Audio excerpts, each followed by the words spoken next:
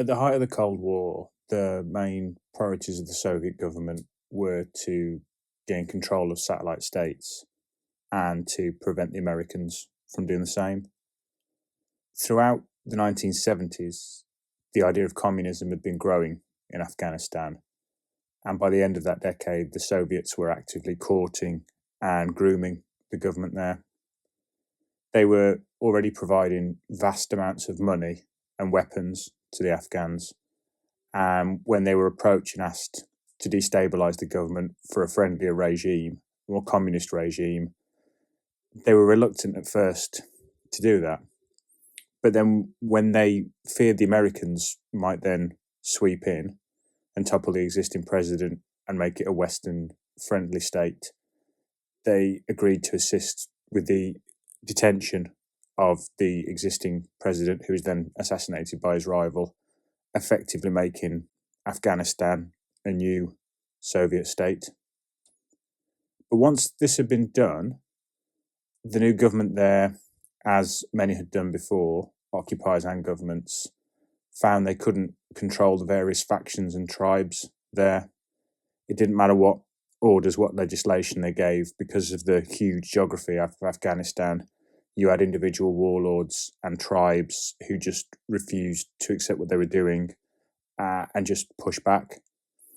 The only way that they could effectively combat that was to turn to their new Soviet allies and ask for military assistance. And these demands became increasingly large and regular, to the point where the Soviets felt they couldn't lose face, and they just had to push more and more military resources into Afghanistan, which has eventually resulted in over 100,000 Soviet troops being deployed on the ground there.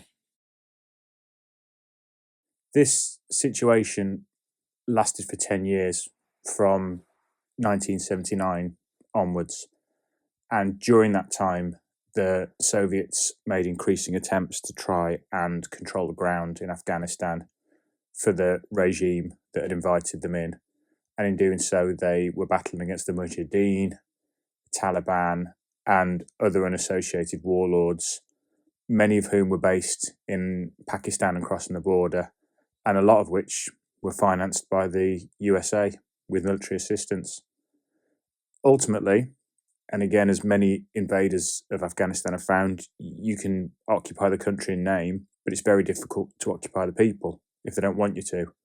So the Russians only ever had 20% of the ground there, mainly the large cities, uncontested, and the other 80% all around them, they found that their enemies were moving around at will and encircling and attacking them, which is exactly what happened 20 years later when the US and the UK went in there.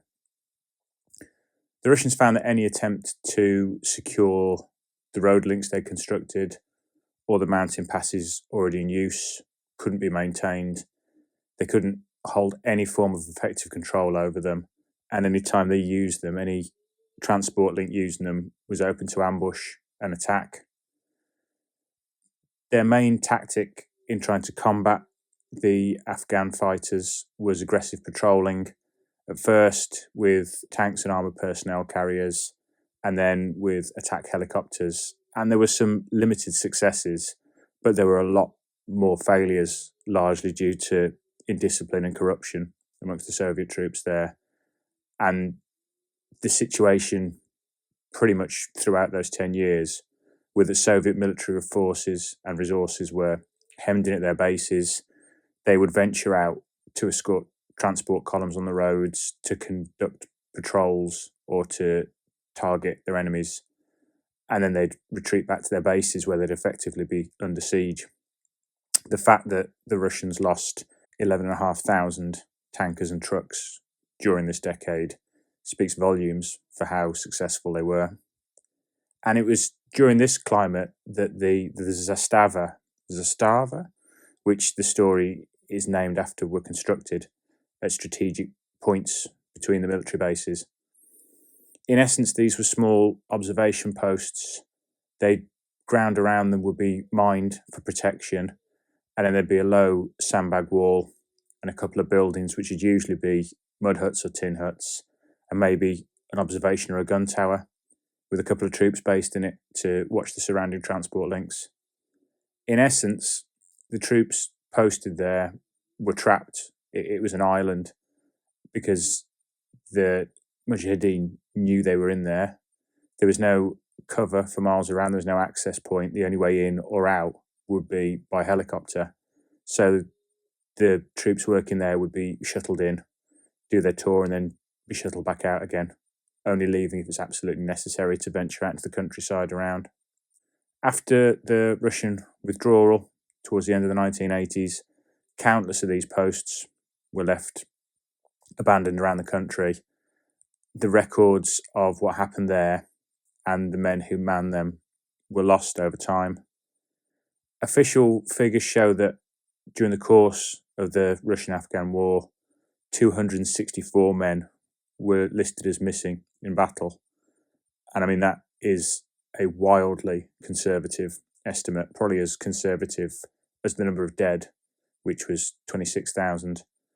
But then, I guess, as we've come to learn when dealing with the Russians, you should take any figures they put out with a little bit of a pinch of salt.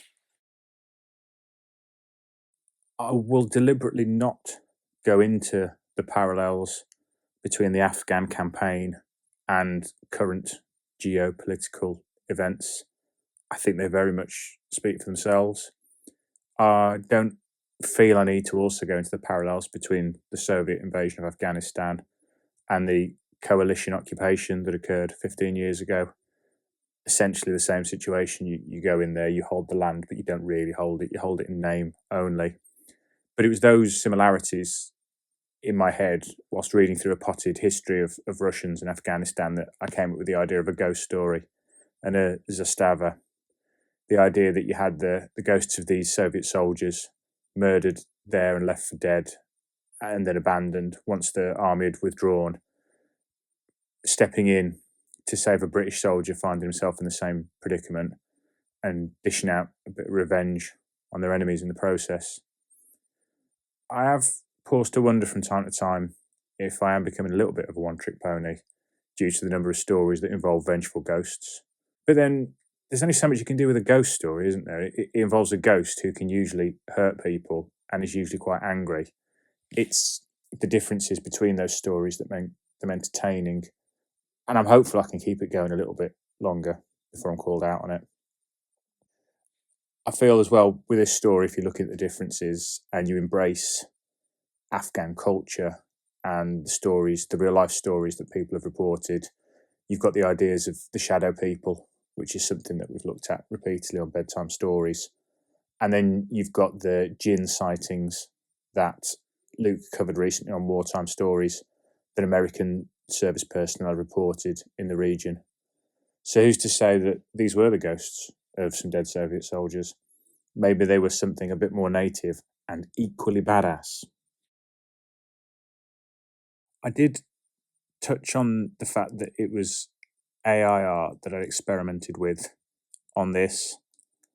I'm relatively happy with the results that have come through in the end, but that was with a lot of work going into them, and it's certainly not something that's going to become regular anytime soon.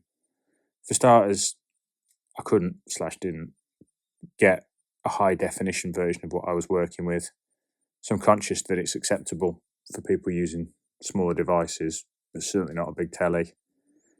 Also, AI seems to have some very odd ideas at times. It seems to quite like taking older tech and current events and mold them together in a bit of a steampunk kind of way. It also takes a lot of description to dig down into what you want. For example, for one shot, I just wanted a curved tribal blade in a scabbard on a belt with a handle around it, and my God, it just wouldn't come up with it. At one hand, I had a hand holding a blade with no hilt at the tip, pointing backwards out into the desert, and I was on the verge of throwing my iPad against the wall. And in that respect, it's more trouble than it's worth. If it takes you half an hour to find the exact wording to get what you want, it's just really, really irritating. That said, I think there is a place for it, particularly if you're working with restricted funds and restricted time. It is a tool. You can use it. you might see it again. A, if I can find a decent one to use, and B, if I can use it better. I can reveal that I certainly won't be using AI in the next episode, which is another short, because Etienne's back. Remember Etienne? He's back. And he has reached out and he's done the artwork for it, which is very nice. It's some nice black and white art. That episode, we're going to ricochet violently backwards to before World War II, just as we've gone way past it with this episode. And we're going to be paying a visit to revolutionary Russia. Yes, there is going to be a vengeful ghost or two involved in it, but I promise they aren't going to be shadow people or jinn.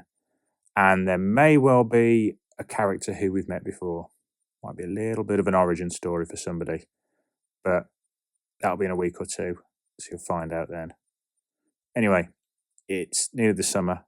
It's bloody hot outside, so I'm going to go now. Peace out.